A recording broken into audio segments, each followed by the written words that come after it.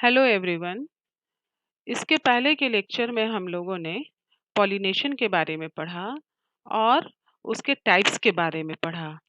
उसके पॉलिनेशन जो होते हैं वो दो तरह के होते हैं, self pollination and cross pollination. उसके बारे में पढ़ने के बाद अब हम लोग ये भी पढ़ेंगे कि सेल्फ पॉलिनेशन किस तरह के फ्लावर में होते हैं और क्रॉस पॉलिनेशन जो होता है वो किस तरह के फ्लावर्स में होते हैं। तो यहाँ पर हम लोग थोड़ा सा फ्लावर्स के बारे में भी पढ़ेंगे और देखेंगे कि किस तरह से उसमें पॉलिनेशन जो होता है वो उसके कौन कौन से एजेंट्स होते हैं और कैसे होता है, कहाँ पर उसका एडवांटेजेस है एंड क्या डिसएडवांटेज है। Types of flowers. There are two types of flower, chasmogamous flower and cleistogamous flowers. Flowers जो होते हैं, फूल जो होते हैं वो दो तरह के होते हैं। उनको एक जो खुले हुए जिनके पंखुड़ीज वगैरह जो पंखुड़ी होते हैं वो खुले हुए होते हैं, वो ओपन होते हैं, उनको कैस्मोगेमस कहते हैं। और जिसमें जो सेपल्स या पेटल्स जो होते हैं वो क्लोज्ड होते हैं, बंद होते हैं, उसको क्लिस्टोगेमस फ्लावर कहा जाता है। Some plants produces two types of flowers. Example viola जो कि पैंसी है, oxalis and commelina. Flowers with exposed anthers and stigma are called chasmogamous flowers. ऐसे फूल जिसमें एंथर और स्टिग्मा एक्सपोज्ड होते हैं, बाहर की ओर होते हैं, दिखते हैं, वो कैस्मोगेमस फ्लावर कहलाते हैं। And flowers which do not open are called cleistogamous flowers. जो फ्लावर आपको लगेगा कि वो बंद ही है, वो खुला हुआ नहीं है, ओपन नहीं है, वो क्लिस्टोगेमस फ्लावर्स कहलाते हैं।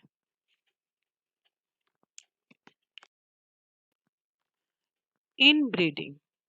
The fertilization occurs within the single plant is called inbreeding. Majority of plants are bisexual. Bisexual means यहाँ पर होता है कि जिसमें कि दोनों रिप्रोडक्टिव ऑर्गेन प्रेजेंट हों। फ्लावर्स में एंड्रोसियम और गाइनोसियम दोनों प्रेजेंट हों, उस तरह के प्लांट्स जो होते हैं वो बाइसेक्सुअल प्लांट्स होते हैं। द ऑटोगैमी और सेल्फ फर्टिलाइजेशन जिसको कहते हैं and geitonogamy results in inbreeding. ये सेल्फ पॉलिनेशन जो है वो उसमें इनब्रीडिंग होता है। The major disadvantages of self fertilisation is the progeny gets weak and causes decreased fitness in populations. It is called inbreeding depression. यहाँ कहने का मतलब क्या है कि अगर सेल्फ पॉलिनेशन कंटिन्यूड रहेगा जनरेशन आफ्टर जनरेशन, तो इसका जो वैरायटी है या इसके जो स्पेसीज हैं वो क्या होंगे, उनका क्वालिटी जो है वो घटते जाएगा और ये वीक होते जाएंगे।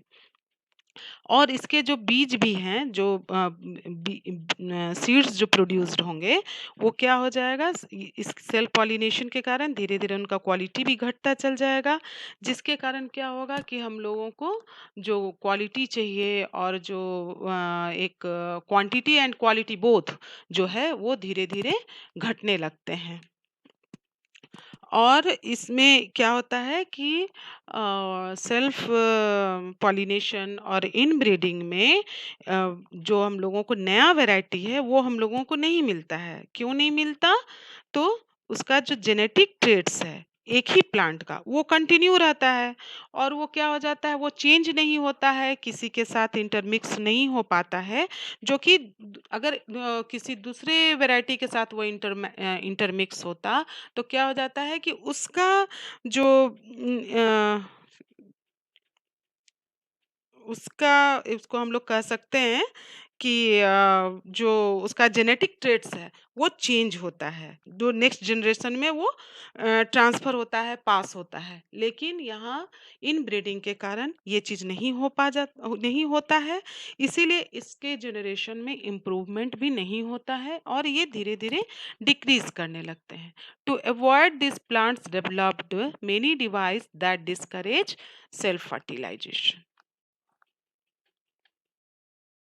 Outbreeding. The fertilization occurs between two different plants of same species is called outbreeding. That is cross pollination. ठीक है, इसमें क्या है कि दो प्लांट, एक ही स्पेसिस के दो प्लांट के बीच में फर्टिलाइजेशन। हियर फर्टिलाइजेशन का मतलब क्या होता है? Fusion of gametes, mail gamete and female gamete.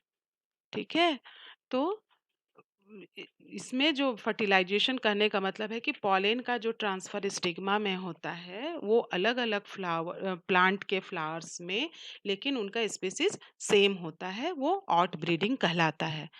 The xenogamy और cross pollination results in out breeding.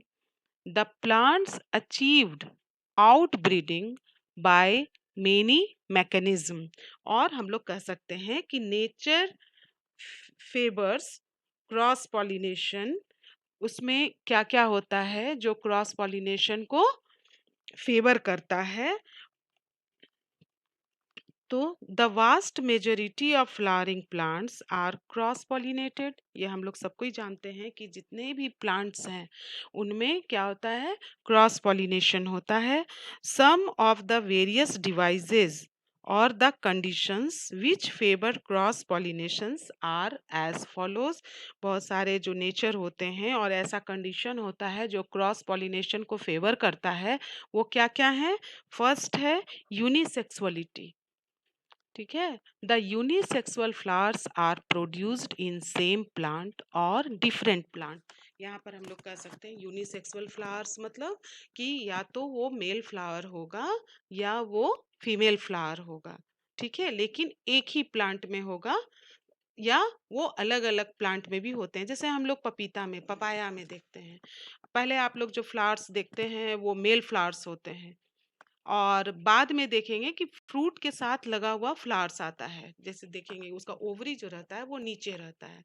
तो स्टार्टिंग में जो फ्लावर्स होते हैं वो जितने भी जो ग्रुप्स में होते हैं वो मेल फ्लावर होते हैं। तो ये यूनिसेक्सुअल फ्लावर्स कहलाते हैं या प्लांट्स भी कहलाते हैं। In monoecious plants with unisexual flowers like maize, cucurbita, castor, it avoids autogamy. ये मोनोसियस प्लांट्स होते हैं, उसमें सेल्फ पॉलिनेशन नहीं होता है। In dioecious plants like papaya, mulberry, it results in geitonogamy. और जो डाइसियस प्लांट होता है ये हम आप लोग को पहले भी बता चुके हैं।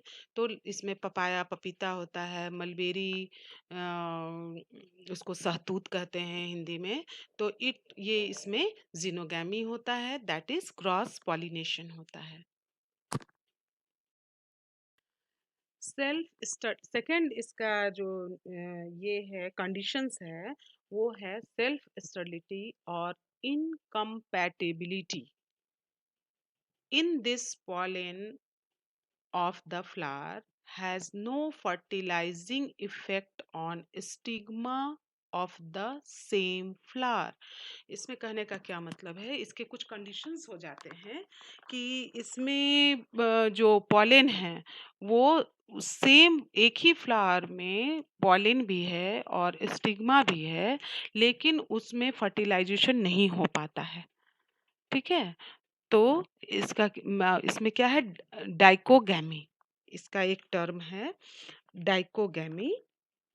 तो in many bisexual flowers the anthers and stigma of the same flower mature at different time. इसमें कहने का मतलब क्या है कि इसमें मेल और फीमेल सेक्स ऑर्गन्स जो है या तो एंथर पहले मैच्योर कर जाएगा और गाइनोसियम जो है वो बाद में मैच्योर करेंगे या इमेच्योर ही रह जाएंगे, या कभी ऐसा होगा कि स्टेमन मैच्योर नहीं होगा और पिस्टिल जो है वो पहले मैच्योर हो जाएगा। तो इसमें सेम फ्लावर में या जो इसका फर्टिलाइजेशन जो है वो नहीं हो सकता है। इसका बेस्ट एग्जांपल है China rose, ladies finger, jasmine, custard apple etcetera. China rose में भी आप लोग देखते हैं, ये चूंकि कॉमन फ्लावर है इसलिए हम लोग इसका एग्जांपल बार बार देते हैं। तो चाइना रोज में हम लोग देखते हैं कि जो उसका जो पॉलिन ग्रेन्स है वो नीचे रहता है और जो स्टिग्मा जो है वो ऊपर रहता है।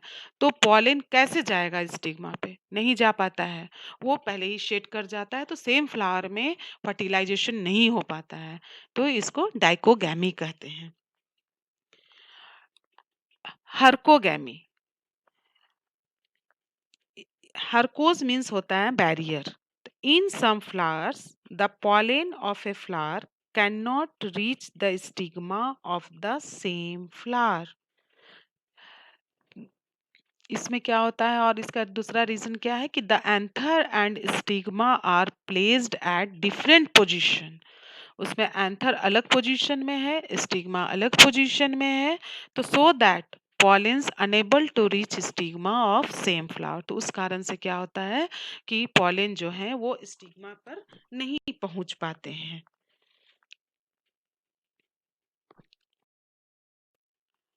आर्टिफिशियल हाइब्रिडाइजेशन, आप लोग इसके बारे में सुने होंगे। जैसे एक हम इसके पहले भी बता चुके हैं कि नेचुरल हाइब्रिडाइजेशन, जिसमें कि चलिए ठीक है कि क्रॉस पॉलिनेशन होता है, सेल्फ पॉलिनेशन होता है, एजेंट्स की ज़रूरत होती है। बट आर्टिफिशियल हाइब्रिडाइजेशन जो होता है उसमें ये व्यक्ति के द्वारा होता है। ठीक है, कि when man himself transfers pollen to the stigma, it is called artificial pollination. इसमें पॉलिन को जो है वो ट्रांसफर किया जाता है व्यक्ति के द्वारा स्टिग्मा में। तो ये आर्टिफिशियल पॉलिनेशन कहलाता है। In the ancient civilisation of Babylonia, it was a common practice to sprinkle male flowers of palms on the female flowers. उसमें क्या किया था कि मेल फ्लावर को ही स्प्रिंकल कर दिया जाता था फीमेल फ्लावर पर। Of course at that time they neither knew the sexuality of palm flowers nor anything about pollination। उस टाइम में, एंशियंट टाइम में, जो ये एंशियंट सिविलाइजेशन सिविलियन के द्वारा जो ये काम किया जाता था, उस समय वो सेक्सुअलिटी के बारे में या पॉलिनेशन के बारे में कुछ नहीं जानते थे।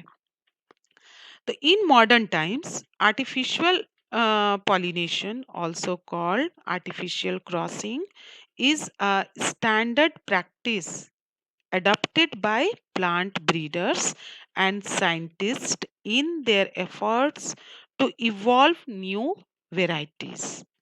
ठीक है, तो अभी के प्रेजेंट टाइम में ये किस लिए किया जाता है? ये इसको क्रॉप इम्प्रूवमेंट प्रोग्राम भी कहते हैं, और अच्छे क्वालिटी के लिए और बेटर क्या जाता है उसको, कमर्शियल यूज के लिए आर्टिफिशियल हाइब्रिडाइजेशन किया जाता है। It is one of the major approach of crop improvement programme.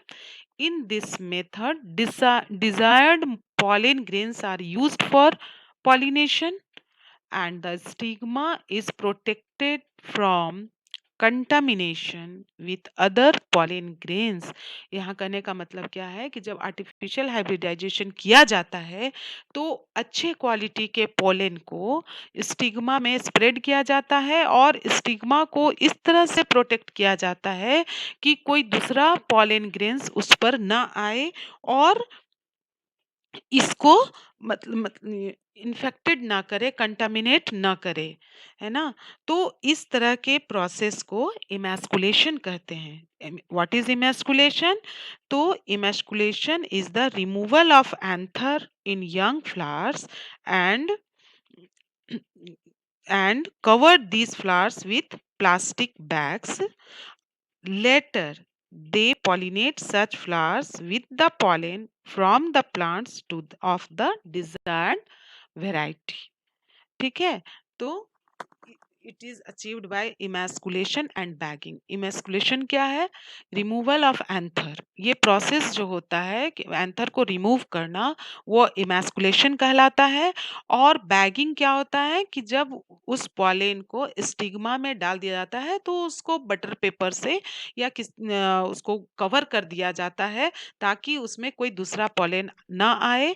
तो इस टेक्निक को बैगिंग टेक्निक भी कहते हैं। इमैस्कुलेशन, यहाँ पर देखिए आप लोग कि ऊपर वाले जो फ्लावर में है उसमें इसमें क्या किया गया है? एंथर को रिमूव किया गया है। तो it is the removal of anther और stamens from flower bud before it matures। इसके मेच्योरिटी के पहले एंथर को रिमूव कर दिया जाता है। ठीक है। और सेकेंड है बैगिंग। बैगिंग क्या होता है? It is the covering of emasculated flower with butter paper to prevent contamination with other pollens. इसमें क्या किया गया है कि जो उसका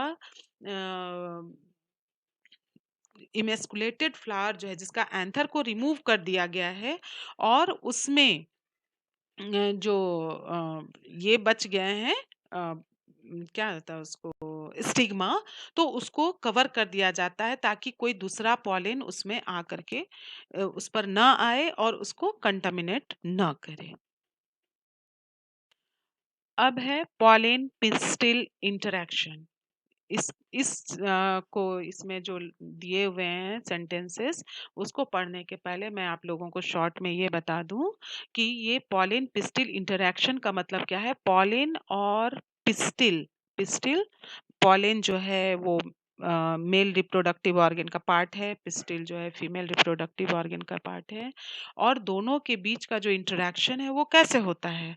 आखिर तो उसमें क्या होता है कि पॉलिन जो है सेम स्पीसीज का जो पॉलन होता है उसको पिस्टिल नेचर के द्वारा, प्रकृति के द्वारा पिस्टिल में भी उसी तरह के केमिकल प्रेजेंट होते हैं जो कि पॉलन में होते हैं और जिसके कारण वो अपना सेम स्पीसीज के फ्लावर्स में उसमें आकर के वो चिपक जाता है, उसमें वो स्प्रेड हो जाता है, शेड हो जाता है और फिर उसका जर्मिनेशन होता है और फिर वो फर्टिलाइजेशन करता है। तो आइए यहाँ पर हम लोग इसको पढ़ते हैं कि पॉलन पिस्टिल इंटरेक्शन क्या है। It is the ability of pistil to recognise the pollen of same species. यहाँ पर अभी हम बता ही चुके हैं आप लोगों को कि पिस्टिल में एक एबिलिटी होता है कि वो अपने जाति के, अपने स्पीसीज के पॉलन को वो पहचान सके। It undergo post pollination event that leads to fertilisation. अब यहाँ पर आप एक चीज गौर करेंगे कि यहाँ है पोस्ट पॉलिनेशन इवेंट। ये क्या होता है और उसको क्या कहते हैं? अभी तक हम लोग पॉलिनेशन तक जो पढ़े हैं, ये सेक्सुअल रिप्रोडक्शन में, फिर से मैं एक बार आप लोगों को बता दूं कि सेक्सुअल रिप्रोडक्शन के 3 इवेंट्स होते हैं। Pre fertilisation event first, second is fertilisation and third is post fertilisation. Pre fertilisation में अभी तक हम लोगों ने जो पढ़ा है वो हम लोगों ने first event that is pre fertilisation पढ़ा है। इसमें क्या होता है कि male gamete and female gamete का फॉर्मेशन होता है और दूसरा ट्रांसफर ऑफ गैमिट्स होता है जिसको कि हम लोग पॉलिनेशन कहते हैं। तो अभी तक हम लोगों ने जितना पढ़ा है वो हम लोगों ने पढ़ा है प्री फर्टिलाइजेशन इवेंट। इसीलिए यहाँ पर एक वर्ड है पोस्ट पॉलिनेशन इवेंट। इससे आप लोग ये ना सोचेंगे कि ये माने कि पोस्ट फर्टिलाइजेशन के बारे में नहीं। यहाँ है कि पॉलिनेशन हो गया, उसके बाद क्या होगा? उसके बाद का इवेंट जो आएगा वो आएगा fertilisation.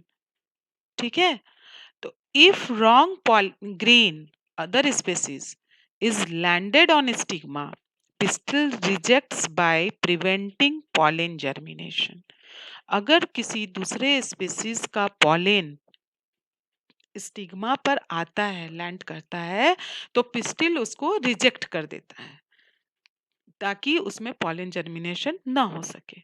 The acceptance and rejection is mediated by the chemical component of pollen grain interacting with pistil, ये भी हम पहले बता चुके हैं कि उसमें केमिकल प्रेजेंट होते हैं पॉलिन में और पिस्टिल में सेम, जिससे कि एक दूसरे की पहचान हो जाती है। ये कहलाता है पॉलिन पिस्टिल इंटरैक्शन। तो अभी तक आप लोगों को जितना बताया गया है, उम्मीद करती हूँ कि आप लोगों को सब समझ में आ गया होगा। आप लोग अभी तक इस चैप्टर 2 का जितना भी मैं आप लोगों को बताई हूँ ना, इसको आप लोग थोड़ा ध्यान से लर्न करेंगे, ताकि आप लोगों के फाइनल एग्ज़ाम में आप लोगों को कोई दिक्कत ना हो और आप लोग इसको इस चैप्टर को ख़ास करके थॉरोली स्टडीज़ करेंगे। Thank you.